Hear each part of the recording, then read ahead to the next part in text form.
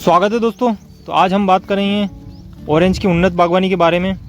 तो यह सबसे महत्वपूर्ण होता है कि हम सामान्य बागवानी करना चाहते हैं या उन्नत बागवानी करना चाहते हैं। अगर आप उन्नत बागवानी करना चाहते हैं तो उसके लिए आपको शुरुआत से लगाकर लास्ट तक आपको जो नियमानुसार प्रणाली है वो अपनानी पड़ती है। जब हम प्लांटेशन करते हैं, कोई नया बाग लगाते हैं, तब से लगाकर जब तक उसमें पहली बार फल नहीं आता तब तक उसका ट्रीटमेंट किस प्रकार से होता है। तो हम नॉर्मल चीज़ बताएंगे जो बहुत ही बेसिक चीज़ होती है लेकिन बहुत ही महत्वपूर्ण होती है, जिसके कारण आपका जो बगीचा है वो बहुत ही शानदार रहता है। दोस्तों, भले ही आप 300 पौधों का बाग लगाएं या 3000 पौधों का बाग लगाएं, लेकिन आप बाग लगाने से पहले ये डिसाइड कर लें कि आप सामान्य बागवानी करना चाहते हैं या एक अच्छे गुणवत्ता युक्त फल की बागवानी करना चाहते हैं। आपका बगीचा भी वेल मेंटेन रहना चाहिए, उस पर फल की क्वालिटी बहुत शानदार रहनी चाहिए।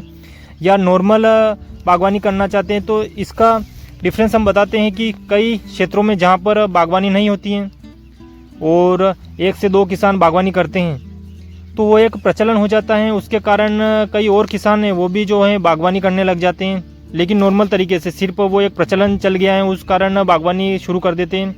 या आप वाकई में उस बाग को बेहतरीन बनाना चाहते हैं तो अगर आप सिर्फ एक प्रचलन चल रहा है उस हिसाब से कोई भी बाग लगा देंगे और उस पर ज़्यादा ट्रीटमेंट और नियमानुसार कार्य नहीं करेंगे तो आपका बाग अच्छा नहीं रहेगा, एक उन्नत बागवानी आप नहीं कर पाएंगे। तो ये एक छोटी छोटी चीज़ें हैं जो हम आपको इस वीडियो के माध्यम से बताने वाले हैं, और ये जो हमने अभी तक किया है हमारा अनुभव है। आप भी अपने अनुभव से कुछ भी परिवर्तन कर सकते हैं जो आपको उचित लगे, लेकिन हम हमारे बाग में क्या करते हैं, किस प्रकार का ट्रीटमेंट करते हैं, और वो बेसिक चीज़ें हम आपको बताएंगे जिससे कि आप बेहतरीन जो है उन्नत बागवानी कर सके ऑरेंज की। दोस्तों, सबसे पहले जब आप नया बाग लगाते हैं, न्यू प्लांटेशन करते हैं, तो सबसे महत्वपूर्ण ये है कि आप जब प्लांटेशन करें तब पौधों को ज़रूरत नहीं है और शुरू से ही आप केमिकल खाद ना दें। जैसे कि आपने पौधों के लिए गड्ढा किया तो गड्ढे में आप केमिकल खाद बिल्कुल भी ना डालें। जब हम प्लांटेशन करते हैं तो नॉर्मली वर्मी कंपोस्ट हमारे पास घर का बना हुआ उपलब्ध रहता है, तो हम वर्मी कंपोस्ट के द्वारा जो है उस गड्ढे को भर के फिर प्लांटेशन करते हैं। अगर आपके पास अच्छी सड़ी हुई गोबर खाद है तो आप वो डाल दीजिए, लेकिन तभी उस गड्ढे में आप बिना बेवजह केमिकल खाद ना डालें, जिससे कि वो पौधा उसका आदी हो जाता है शुरू से ही, और फिर बहुत ही आने वाले समय में प्रॉब्लम आती है। तो जब तक ज़रूरत नहीं पड़े, आपको लगना चाहिए कि हाँ पौधे में वाकई में कुछ न्यूट्रिएंट्स की कमी पड़ रही है और पौधों में केमिकल खाद की आवश्यकता है, तो ही आप दें, वरना बेवजह उनको जो है केमिकल खाद की आप आदत ना डालें, जिससे कि आपके पौधे जो हैं आने वाले समय में बहुत ही अच्छे वेल मेंटेन रहेंगे और उनकी सेल्फ लाइफ है वो भी बहुत अच्छी रहेगी। दोस्तों, दूसरी सबसे इम्पोर्टेंट बात यह है कि जैसे ही आपने नया बाग लगाया, न्यू प्लांटेशन किया, तो मान लीजिए कि आप बगीचे की अच्छी केयर करेंगे तो लगभग 4 सालों में आपके पौधों पर जो है बेहतरीन फल आएगा।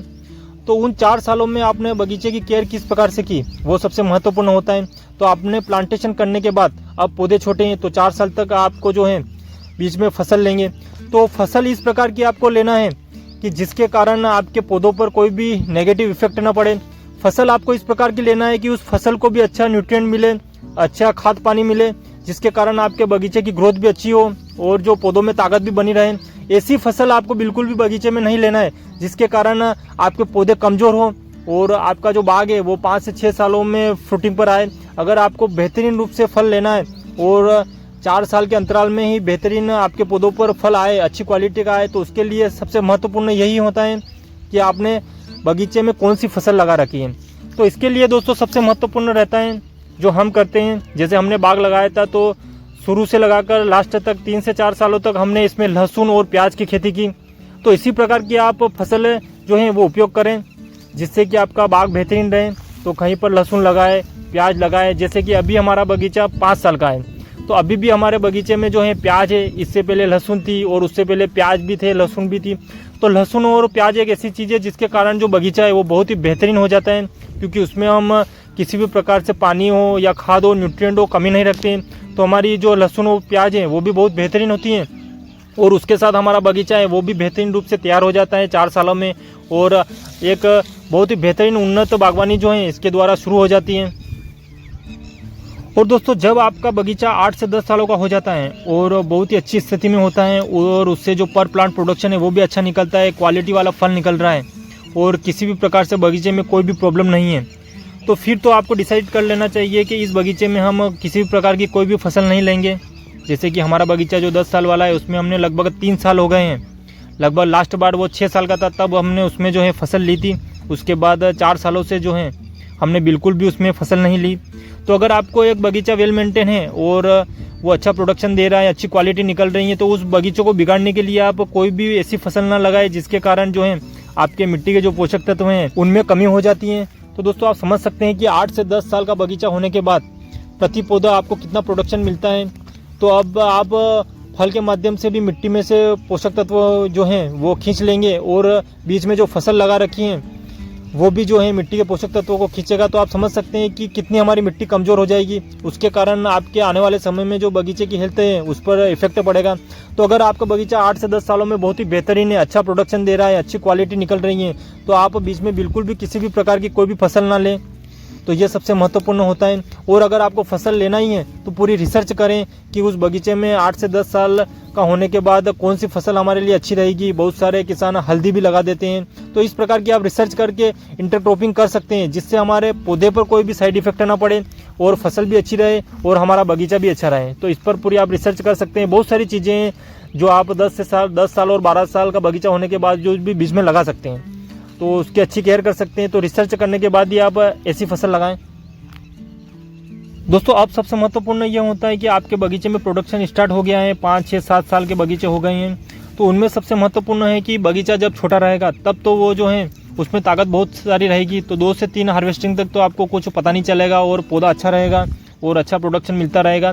तो आप वहीं से आप ट्रीटमेंट शुरू कर दें, आप उसको कमज़ोर ना होने दें। अब आपने पहली बार बगीचे से फल ले लिया और बगीचे में आपने कुछ नहीं दिया तो आप कहोगे कि बगीचा देखने में बहुत शानदार लग रहा है, क्योंकि वो दोस्तों वो तो अभी नया है। तो उसमें 2 से 3 हार्वेस्टिंग तक तो इतनी ताकत रहती है कि आप कुछ ज़्यादा नहीं करते हैं, फिर भी आपको ऐसा लगता है कि इसमें क्या करने की आवश्यकता है, तो नॉर्मल चलने दो। तो इसी कारण आपका बगीचा ख़राब होता है दोस्तों। वो धीरे धीरे जो है उसकी ताकत कमज़ोर होती रहती है। तो हम यही करते हैं। अगर हार्वेस्टिंग हो गई, जैसे हमारा 4 साल का बगीचा था तो इतना नया था, उसके बावजूद भी बहुत ही बेहतरीन प्रोडक्शन निकला। तो प्रोडक्शन निकलने के तुरंत बाद आप हमारे YouTube चैनल पर वीडियो देख सकते हैं पुराने, हमने कितनी गोबर खाद की ट्रक डलवाई, उसके बाद जिप्सम दिया। तो किसी भी प्रकार से इस बगीचे में कोई भी हमने कमी नहीं रखी। और उससे पहले हमने वर्मी कंपोस्ट भी दे रखा है हमारे घर का। उसके बाद हम जब स्लरी बनाते हैं तो भी हम इन बगीचे में देते हैं। तो कितना ट्रीटमेंट हमने इस छोटे से बगीचे में कर रखा है। तो हम इसकी हेल्थ बिल्कुल भी बिगड़ने नहीं देंगे, ये सबसे महत्वपूर्ण है। और अभी भी ये बगीचा अगर 5 साल का है तो इसका अभी तक हमने 6 महीने आगे तक का ट्रीटमेंट हमने इसमें कर रखा है। 6 महीने तक इसमें किसी प्रकार की कोई भी आवश्यकता नहीं होगी। लेकिन फिर भी जब हमारा फल हार्वेस्ट होगा उससे पहले भी हम इसके ट्रीटमेंट शुरू कर देंगे। जो स्लरी होती है, जीवामृत होता है, वेस्ट डिकम्पोजर होता है और भी बहुत सारे बैक्टीरिया वो भी हम बगीचे में देते रहते हैं। तो एक अच्छा उन्नत बागवानी करने के लिए आपको हर तरीके की चीज़ है जो नियमानुसार करनी पड़ेगी। तो दोस्तों बागवानी में सबसे महत्वपूर्ण अच्छी सड़ी हुई गोबर खाद, वर्मी कंपोस्ट, जीवामृत, वेस्ट डिकम्पोजर और बहुत सारे बैक्टीरिया होते हैं वो। तो ये सारी चीज़ें आप नियमानुसार देते रहते हैं तो आपका बगीचा जो है हमेशा हेल्दी रहता है।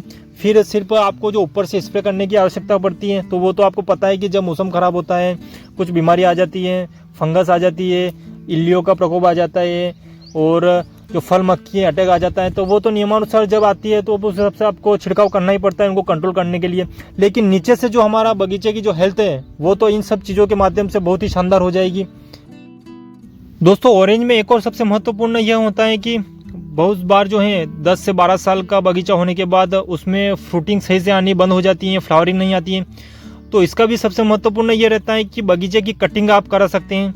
तो इसका भी हमारे चैनल पर वीडियो अपलोड है कि किस प्रकार जो है जिन बगीचे की स्थिति थोड़ी कमज़ोर हो जाती हैं, पत्ते छोटे हो जाते हैं और सही प्रकार से फ्लोरिंग नहीं आती है, तो कटिंग के माध्यम से उन बगीचों को आप फिर से नया जैसा कर सकते हैं। तो दोस्तों स्क्रीन पर जो आपको वीडियो दिख रहा है तो इस प्रकार आप जब आपका बगीचा थोड़ा कमज़ोर हो जाए और उसमें कटिंग की आवश्यकता हो तो इस प्रकार से आप कटिंग करवा सकते हैं। तो एक्सपर्ट लोगों से ही आप कटिंग करवाएं जिसके कारण जो है आपके पौधे फिर से जो नए जैसे हो जाएंगे।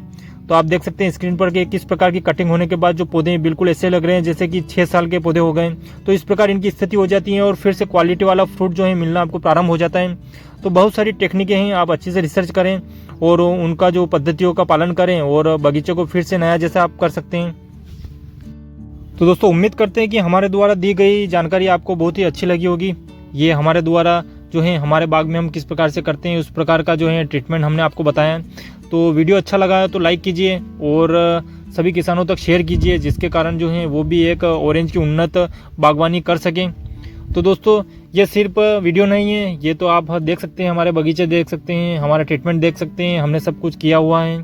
तो किसी भी प्रकार से ये कोई भी एक्सपर्ट वाली राय नहीं है, ये हमने ज़मीनी स्तर पर जो किया है बगीचे में वो जानकारी हमने आपको दी है।